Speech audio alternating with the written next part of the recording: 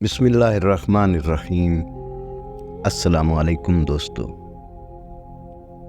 ایک مرتبہ حضرت لقمان نے اپنے بیٹے کو نصیحت کرتے ہوئے فرمایا، اے میرے پیارے بیٹے، جب بھی تجھے کوئی مصیبت پہنچے تو اسے اپنے حق میں بہتر جان، اور یہ بات دل میں بٹھا لے کہ میرے لیے اسی میں بھلائی ہے، اگرچہ بظاہر وہ مصیبت ہی نظر آ رہی ہے، لیکن حقیقت یہ ہے کہ وہ تیرے حق میں بہتر ہوگی۔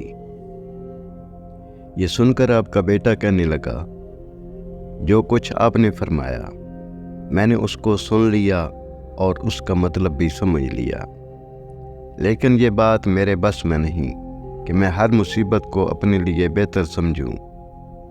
میرا یقین ابھی اتنا پختہ نہیں ہوا۔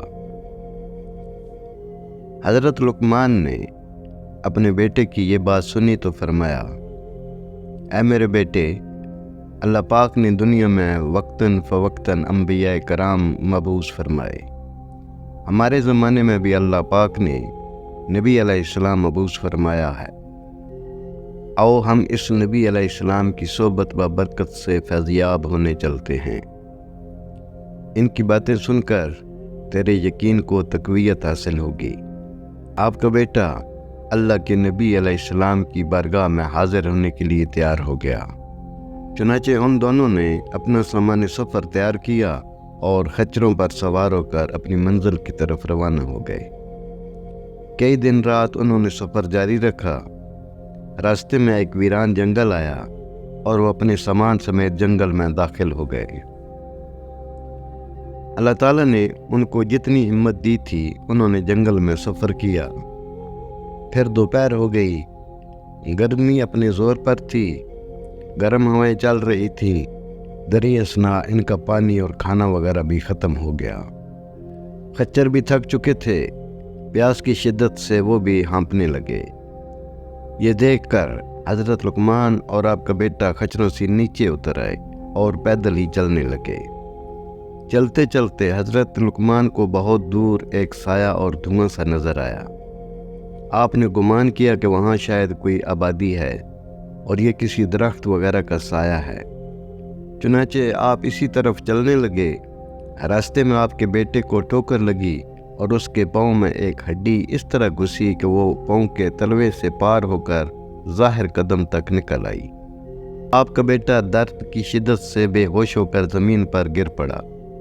آپ نے اسے اپنے سینے سے چمٹا لیا، پھر اپنے دانتوں سے ہڈی نکالنے لگے۔ کافی مشقت کے بعد بالآخر وہ ہڈی نکل گئی۔ بیٹے کی یہ حالت دیکھ کر آپ شفقت پدرانہ کی وجہ سے رونے لگے۔ آپ نے اپنے عمامہ سے کچھ کپڑا پھاڑا اور اسے زخم پر باندھ دیا۔ حضرت لقمان کی آنکھوں سے بہنے والے آنسو جب ان کے بیٹے کے چہرے پر گرے تو اسے ہوش آ گیا۔ جب اس نے دیکھا کہ میرے والد رو رہے ہیں تو کہنے لگا، اے ابا جان، آپ تو مجھ سے فرما رہے تھے کہ ہر مصیبت میں بھلائی ہے، لیکن اب میری اس مصیبت کو دیکھ کر آپ رونے کیوں لگے؟ اور یہ مصیبت میرے حق میں بہتر کس طرح ہو سکتی ہے؟ حالانکہ ہمارے کھانے پینے کی تمام اشیاء ختم ہو چکی ہے اور ہم یہاں اس ویران جنگل میں تنہا رہ گئے ہیں۔ اگر آپ مجھے یہیں چھوڑ کر چلے جائیں گے تو آپ کو میری اس مصیبت کی وجہ سے بہت رنج و غم لائق رہے گا، اور اگر آپ یہیں میرے ساتھ رہیں گے تو ہم دونوں یہاں اس ویرانے میں بھوکے پیاسے مر جائیں گے۔ اب آپ خود ہی بتائیں کہ اس مصیبت میں میرے لیے کیا بہتری ہے؟ بیٹے کی یہ باتیں سن کر حضرت لقمان نے فرمایا، اے میرے بیٹے، میرا رونا اس وجہ سے تھا کہ میں ایک باپ ہوں، اور ہر باپ کا اپنی اولاد کے دکھ درد کی وجہ سے غمگین ہو جانا ایک فطری عمل ہے۔ باقی رہی یہ بات کہ اس مصیبت میں تمہارے لیے کیا بھلائی ہے، تو ہو سکتا ہے کہ اس چھوٹی مصیبت میں تجھے مبتلا کر کے تجھ سے کوئی بڑی مصیبت دور کر دی گئی ہو، اور یہ مصیبت اس مصیبت کے مقابلے میں چھوٹی ہو جو تجھ سے دور کر دی گئی ہے۔ آپ کا بیٹا خاموش ہو گیا۔ پھر حضرت لقمان نے سامنے نظر کی، اب وہاں نہ تو دھواں تھا اور نہ ہی سایہ وغیرہ۔ آپ دل میں کہنے لگے، میں نے ابھی تو اس طرف دھواں اور سایہ دیکھا تھا، لیکن اب وہ کہاں غائب ہو گیا۔ ہو سکتا ہے کہ ہمارے پروردگار نے ہماری مدد کے لیے کسی کو بھیجا ہو۔ ابھی آپ اسی سوچ و بچار میں تھے کہ آپ کو دور ایک شخص نظر آیا جو سفید لباس زیب تن کیے ہوئے، سفید عمامہ سر پر سجائے، گھوڑے پر سوار آپ کی طرف بڑی تیزی سے بڑھا چلا آ رہا ہے۔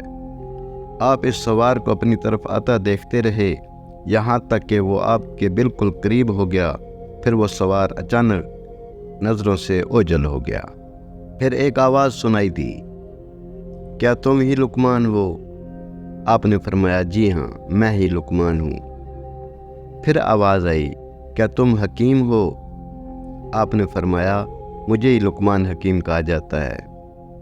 پھر آواز آئی، تمہارے اس ناسمجھ بیٹے نے تم سے کیا کہا ہے؟ حضرت لقمان نے فرمایا، اے اللہ پاک کے بندے، تو کون ہے؟ ہمیں صرف تیری آواز سنائی دے رہی ہے اور تو خود نظر نہیں آ رہا۔ پھر آواز آئی، میں جبرائیل ہوں اور مجھے صرف انبیاء کرام علیہ السلام اور مقرب فرشتے ہی دیکھ سکتے ہیں، اس وجہ سے میں تجھے نظر نہیں آ رہا۔ سنو، میرے رب پاک نے مجھے حکم دیا ہے کہ میں فلاں شہر اور اس کے آس پاس کے لوگوں کو زمین میں دھنسا دوں۔ مجھے خبر دی گئی کہ تم دونوں بھی اس شہر ہی کی طرف آ رہے ہو، تو میں نے اپنے پاک پروردگار سے دعا کی کہ وہ تمہیں اس شہر میں جانے سے روکے، لہذا اس نے تمہیں اس آزمائش میں ڈال دیا اور تیرے بیٹے کے پاؤں میں ہڈی چبھ گئی۔ اس طرح تم اس چھوٹی مصیبت کی وجہ سے ایک بہت بڑی مصیبت یعنی زمین میں دھنسنے سے بچ گئے ہو۔ پھر حضرت جبرائیل علیہ السلام نے اپنا ہاتھ اس زخمی لڑکے کے پاؤں پر پھیرا، اس کا زخم فوراً ٹھیک ہو گیا۔ پھر آپ علیہ السلام نے اپنا ہاتھ اس برتن پر پھیرا جس میں پانی بالکل ختم ہو چکا تھا، تو ہاتھ پھیرتے ہی وہ برتن پانی سے بھر گیا، اور جب کھانے والے برتن پر ہاتھ پھیرا وہ بھی کھانے سے بھر گیا۔ اور پھر حضرت جبرائیل علیہ السلام نے حضرت لقمان علیہ السلام، آپ کے بیٹے اور آپ کی سواریوں کو سامان سمیت اٹھایا، اور کچھ ہی دیر میں آپ اپنے بیٹے اور سارے سامان سمیت اپنے گھر میں موجود تھے، حالانکہ آپ کا گھر اس جنگل سے کافی دن کی مسافت پر تھا۔